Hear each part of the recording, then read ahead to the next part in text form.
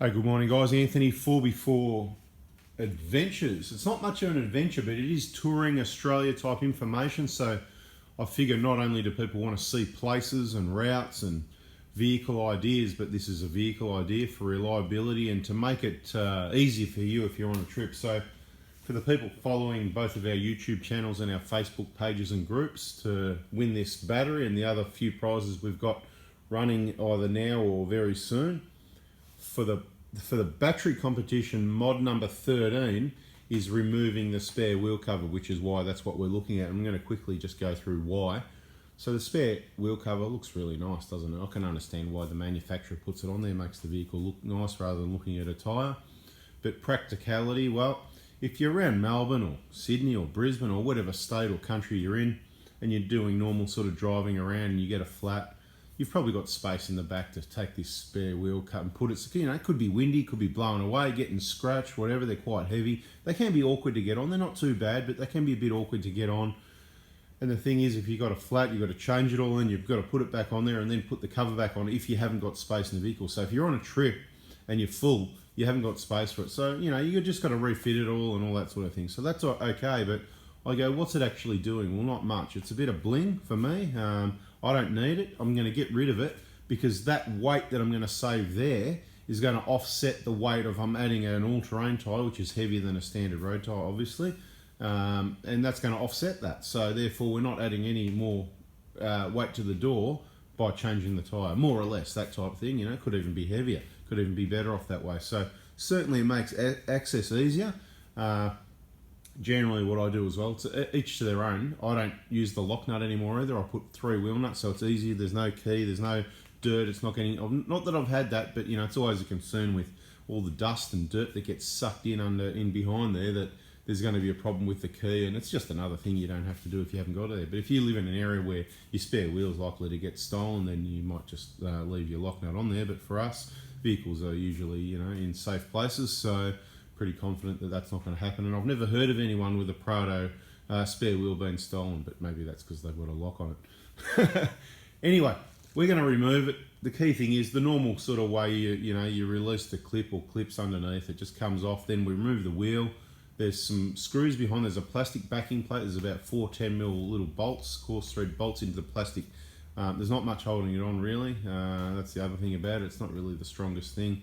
So we get rid of that whole backing plate out of the way and refit it with just our all-terrain tyre, easy to access. If we want to protect it from the sun, which we're not too worried about, you can rotate your tyre, you know, each service or every 20,000 k's or whatever. You can turn your tyre a third and you'll be rotating onto the car. You know, the other 4 tyres, they're in the sun just the same anyway, more or less, you know what I mean? A little bit less, but you know, more or less the tyres are in the sun, so I wouldn't be too worried about, but the sun's going to damage it. But if you want the other idea, you've got your spare wheel bag usually over it anyway. And if you don't want the spare wheel bag, because you've got your camera down here somewhere, there it is there, the bag blocks that. K-On have actually got that camera relocation bracket, which we fitted on our 2019. And I'm undecided, because I really like the fact having the original camera here for all the distances and stuff like that. And when we're not on trips, you know, we can take the bag off. So I'm undecided. It was really good to relocate. The camera relocates just over here under near the number plate with a bracket towards the wheel. Works really well. Obviously you can see it all the time, and the other thing it does, it allows you to see your tow ball, so that, you know, if you're going to hitch up a trailer or something like that, you can back it up on your own, no dramas. So all the lines might be out, but at least you can still see everything. So if you're bush and you're backing up to turn and there's trees or rocks behind you, you can see how much space you've got. So it is a really good idea. It's a no-brainer. I should be installing that. So I think I'm going to do that. But I might not do it right now, because I'm getting a bit excited about a few other mods that have come in. So I've done some other things on the vehicle, as you can see, mod 1 to 12 so far. This is mod number 13, removing the spare wheel cover, but I've waited because it's going to sort of blend in together with mod number 14, 15, 16, which will probably be in another video. So this one, bada bing, a short one, just removing the spare wheel cover, mod number 13. Bada bing, thanks for watching, more videos soon. So release the clip at the bottom, that's released, and on the back here, gently pluck that off. And there's one bolt to be removed, we remove that. I reckon there's hundreds, if not thousands of these spare around the country or around the world. And you can see how pox this looks, yeah? I mean, look, it's tied with little colours and a bit of plastic, so we want to get rid of that. So next step is we've got to get our lock nut. That's the key. Slip the key out of your fob in case you didn't know that. 21mm sockets to remove the wheel, and we'll get to the next step once we get there. Then you're left with the cover, like I said, 4 bolts like this. They've got some little, sorry, I'm doing camera left-handed and tools right-handed. They've got some little clips in behind there. Take note, remove those 4 bolts and keep them handy. They're actually handy. You never know, you might sell the car and want to put it back on one day. Stash it away on the mezzanine. Then there's a little clip here to remove. Get your little flat blade and carefully pop that out. And off comes that junket. Plastic junket. Anyway. Right, what are we going to do here? This is why we waited to not just change the wheel. What we do, we're going to fit the K-on rear antenna bracket here. This has got to come off.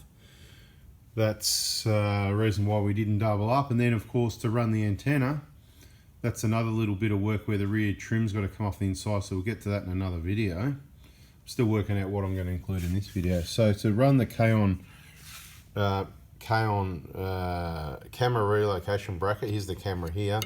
You sort of just take a few of these bits and pieces off, take the camera off. It's all in their instructions. And then this wiring here, carefully you can release that plug and whatever. And you just sort of run it down here, and there's a couple of stick-on clamp things, and the camera ends up sitting right about here. It's about, I think it's about 4 or 5 inches to the right of the number plate area. So we just leave those there. Actually, what I'll do, I'll put the bolts back in them, then you can't lose them. Okay, that's what I'm going to do, put the bolts back in. But this one's going to be removed, so we're not going to put the bolt back in the top right, because that's where our antenna coax is going to go through the hole. We add a grommet onto the coax and run that through into the door. So first thing I want to do is get this off momentarily and install the antenna bracket. This is the antenna bracket. This is called the stacker because you've got 2 on the right side. So that'll go up the top behind the bracket, and this spacer plate is the one that goes at the bottom. That's why it's not coded, because there's no need for it. You don't see it. I think this looks better in black.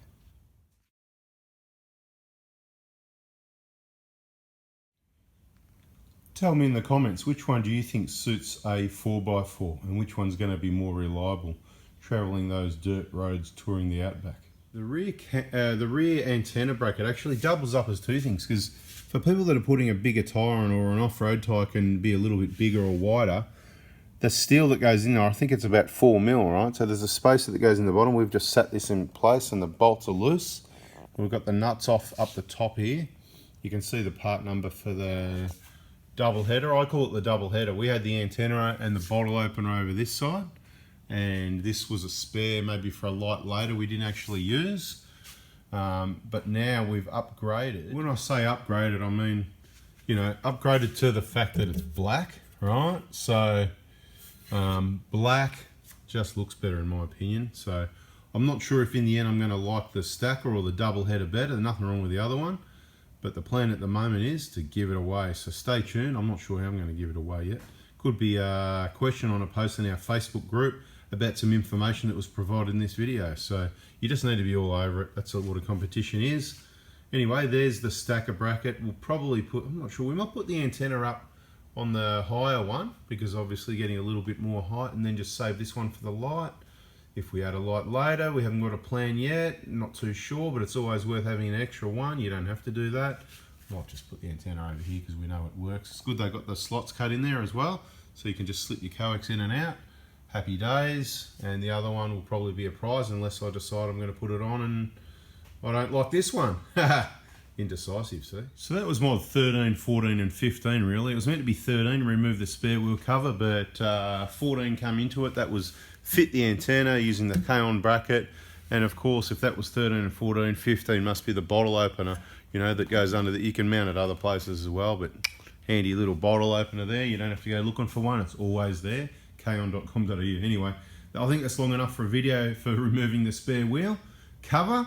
Of course, we added in fitting the antenna, so we'll probably call it that. A couple of other little bits of information down here. See those bolts there? They're 14 mil in case you were wondering, 14 mil. So don't forget to tighten those up just nicely when you're done. Of course, we've still got to route the coax.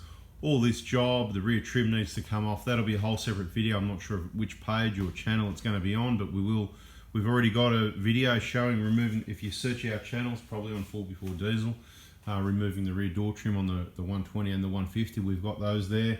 And we're going to get the trim off. We're going to run the wire through the hole, through the door, through the factory duct, into the trim there, and then just tuck it under the bottom of the trim. Run it. Once we get to the seats, it'll go under the seats because there's nothing in the way of anything there, under the floor mats to wherever we need it, around there somewhere.